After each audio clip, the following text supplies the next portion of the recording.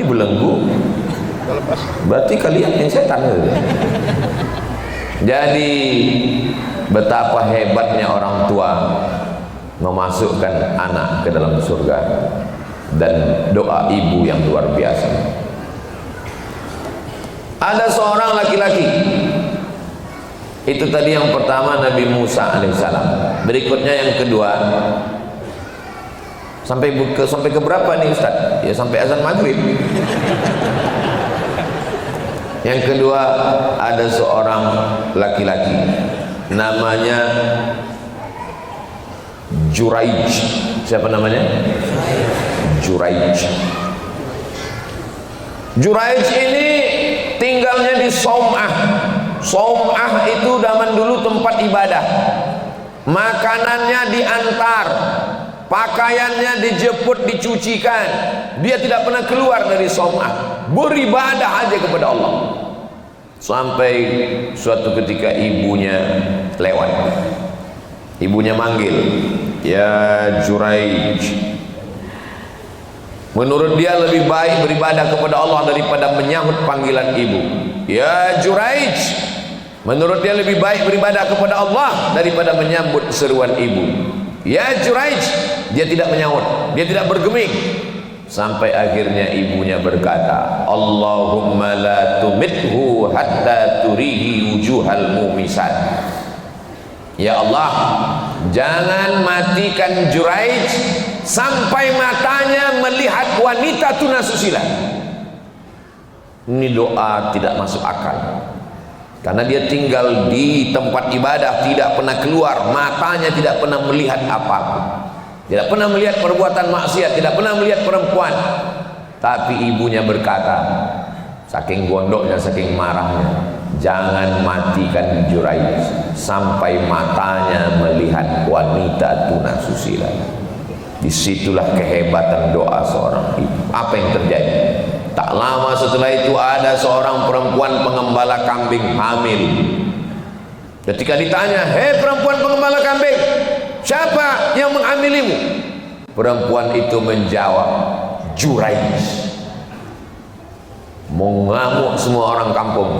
Mereka datang ke tempat ibadah Saum'ah Juraij. "Juraij, ternyata kamu selama ini beribadah di dalam Saum'ah. Ini hanya kedok saja. Keluar."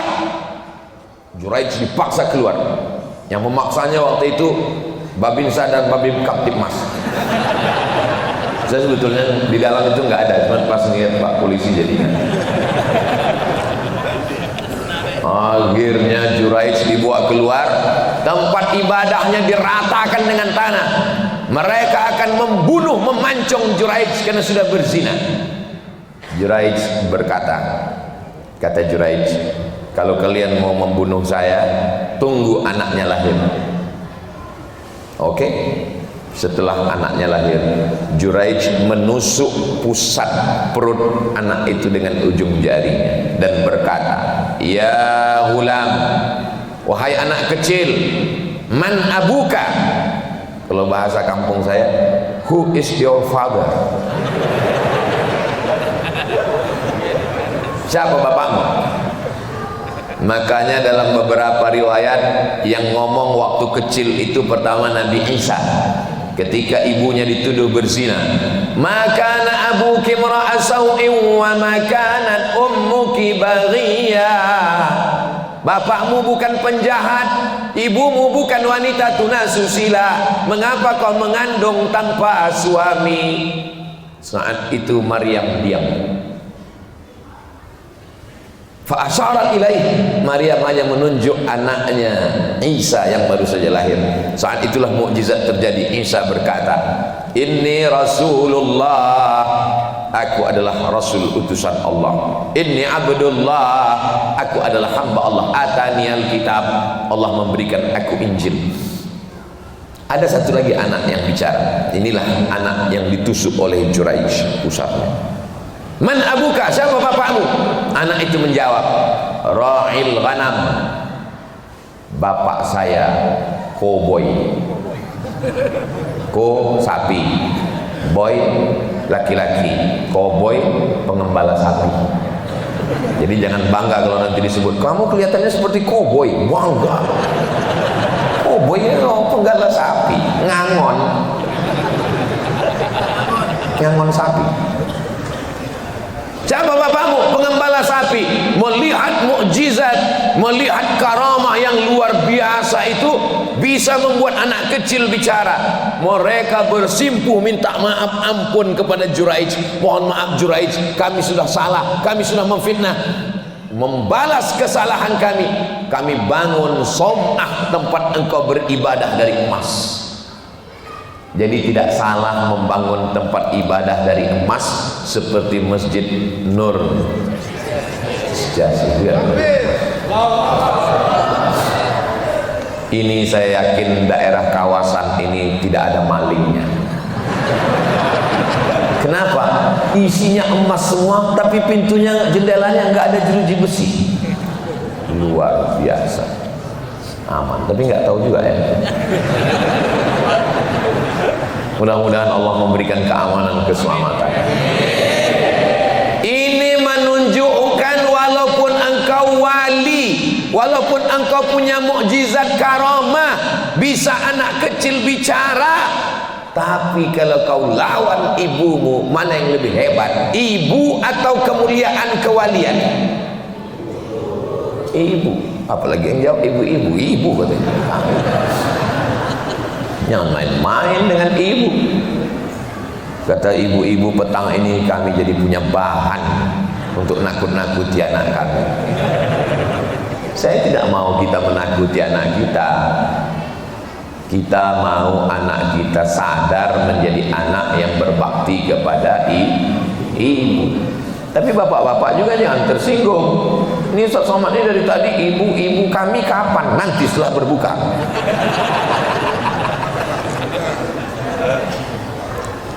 Bapak, ibu, Pak Polisi, Ustadz Fahmi Salim, Ustadz dari Sulaiman, semua laki-laki yang hebat-hebat, gagah perkasa ini, semuanya lahir dari rahim. Ada yang dilahirkan. Auzubillah, nauzubillah. Mana ada? Ini laki-laki yang hebat. Makanya kalau ada dikatakan di balik laki-laki yang hebat ada dua perempuan yang luar biasa. Yang pertama adalah ibu, yang kedua adalah istri. Masya Allah, tabarakallah. Mudah-mudahan kita semua, mudah-mudahan adik-adik yang belum menikah dapat istri yang solihah-solihah. Yang bilang amin yang belum nikah aja. Ya, anak udah 3 semangat. Dia tahu ini doa puasa makbul. Amin. Hati-hati istri yang lihat dari atas. Saudara yang dimuliakan Allah Subhanahu wa taala. Ternyata di belakang itu ada layar besar sekali. Jadi bagi yang di luar yang tidak bisa bersama kami di dalam, saya menyapa mereka. Hai guys. Hai bestie. Masya Allah. Begitulah mereka. Walaupun kalian di luar, walaupun kalian kepanasan gak pakai AC, walaupun kalian tidak beralaskan karpet, walaupun kalian kehausan, insya Allah boleh jadi kalian yang di luar sana lebih dulu masuk surga daripada Ustaz Abdul Somad. Jangan kalian aminkan. Inilah susah memang sama jamaah yang terlalu tulus ikhlas. Ya aminkan ya semua, amin kita. Yang penting melepuh podo kabeh melepuh nang surga insyaallah. Amin ya rabbal alamin. Jadi jangan macam-macam dengan ibu. Sebenarnya Allah cuma ingin menunjukkan walaupun kau tidak pernah buat maksiat, tapi kalau kau lawan ibumu, kalah amal ibadahmu melalui Juraij.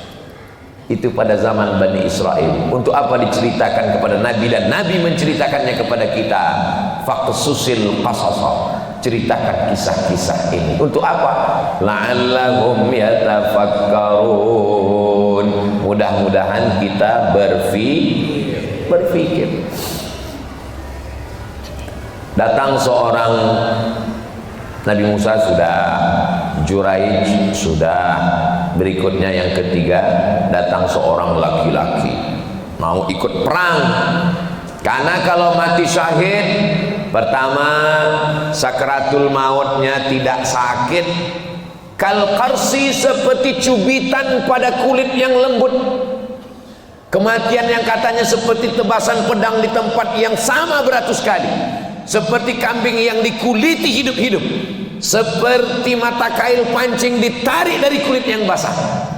Tapi kalau mati syahid, seperti cubitan yang lembut pada kulit.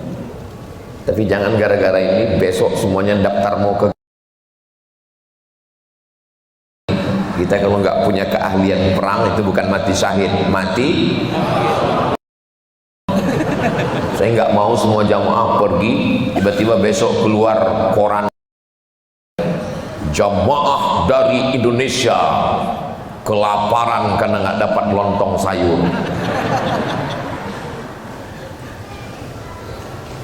Kalau mati syahid tidak kena azab kubur. Kalau mati syahid amalnya tidak dihisab, tidak dihitung, langsung masuk surga. 4 keutamaan. Maka dia datang kepada Nabi, ya Rasulullah sallallahu alaihi wasallam, izinkan saya ikut perang karena saya mau mati syahid. Nabi nanya, alaka min ummin, ibumu masih hidup?